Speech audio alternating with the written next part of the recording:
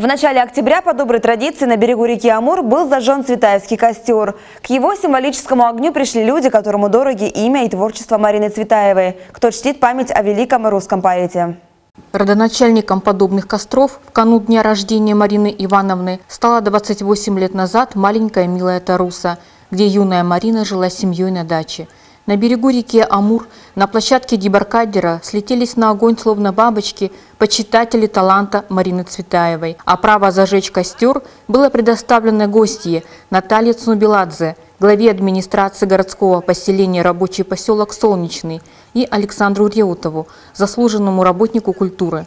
И с этого момента пошел отсчет 16-го литературного Цветаевского костра в Амурске. Спасибо вам и сердцем, и рукой за то, что вы меня, не зная сами, так любите. За мой ночной покой, за редкость встреч с закатными часами, за наши негуляния под луной, за солнце не у нас над головами.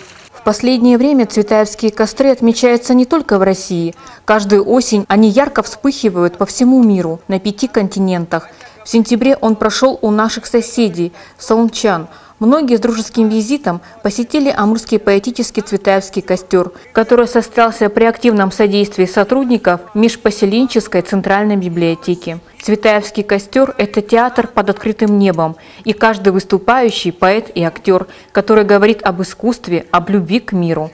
Ассоциация цветаевской поэзии с огнем не случайна. Как-то она сказала о себе: «Птица Феникс я, только в огне пою». Это мог быть огонь любви и легкий огонь вдохновения, огненные испытания, выпавшие на долю поэта, или тайный жар в груди, который она ощущала всегда. Что другим не нужно, несите мне, все должно сгореть на моем огне. Я и жизнь маню, я и смерть маню, в легкий дар моему огню. Пламень любит легкие вещества, прошлогодний хворост, венки, слова. Пламень пышет с подобной пищи. Вы ж восстаньте, пепла чище, птица Феникс я, только в огне пою.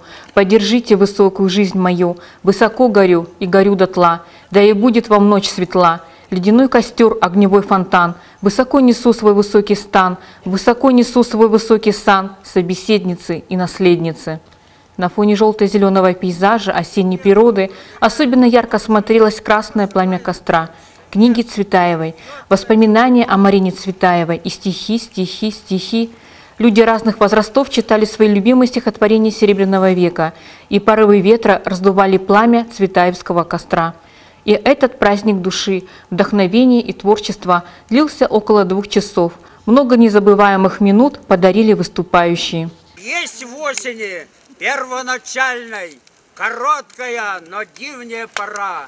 Весь день стоит как бы хрустальный и лучезарные вечера, где бодрый серп гулял и падал колос, там пусто все, простор везде, и паутины тонкий волос блестит на праздной борозде. Утром, рано на рассвете, попробуйте кого-нибудь простить. За то, что солнце в небе ярко светит, начните жизнь свою благодарить. Она ведь преподносит нам уроки, чтобы мы стали отзывчивее, добрее. А слышим лишь обидные упреки. То денег нет, то верных нет друзей. Вы жизнь свою благодарите за то, что вы не знаете войны, за то, что у компьютера сидите, за то, что вы кому-нибудь нужны. Для чего я выросла большая? Спасения нет. Еще вчера в зеленые березки я убегала вольная с утра. Еще вчера шалила без прически.